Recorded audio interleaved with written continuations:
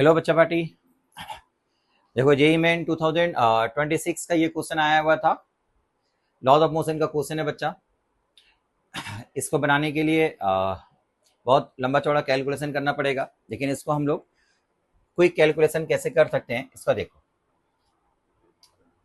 एक वेज है y of mass 10 kg। ये वेज y हो गया, इसका मास 10 kg है।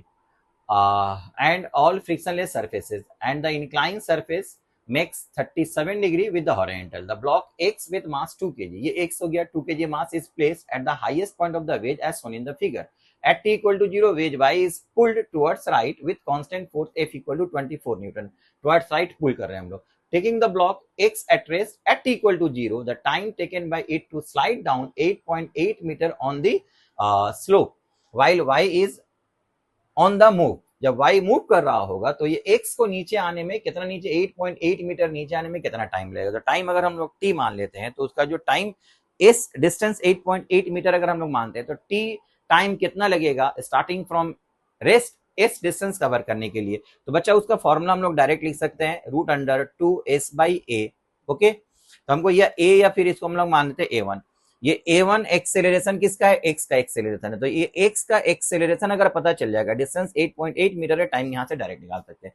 तो हम लोग a1 का वैल्यू कैसे निकालेंगे, a1 हो गया acceleration of x down the plane, इसके बराबर ये हो गया तुम्हारा a1। अब ये a1 हम लोग कैसे निकालेंगे, देखो जब इस y वेज को हम लोग खींच रहे हैं विद फोर्स ऑफ 24 न्यूटन, तो x और y दोनों एक साथ आगे मूव करेगा विद एन एक्सेलरेशन, इस तरफ जाएगा with an acceleration which is equal to force divided by the total mass. Force हो गया 24 न्यूटन और टोटल मास यहाँ पर 10 + 2 12 हो गया, 12 से डिवाइड कर दो, ये हो गया 2 मीटर पर सेकेंड स्क्वायर।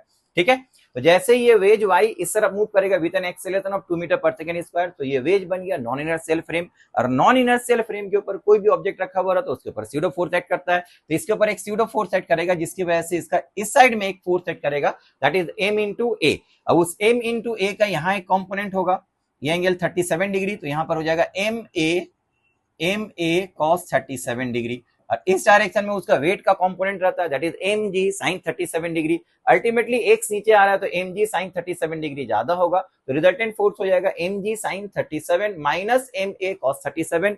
एम से डिवाइड कर दो, उसका एक्सेलरेशन a1 का वैल्यू निकल आएगा। तो a1 का वैल्यू आ जाएगा यहाँ पर, देखो डाउनवर्ड एम तो कैंसिल हो गया, तो जी साइन 37 डिग्री माइनस ए cos 37 डिग्री। ठीक है बच्चा, तो g का वैल्यू हो गया 10 sin 37 डिग्री 3/5। a का वैल्यू हम लोग निकाले 2 cos 37 डिग्री 4/5।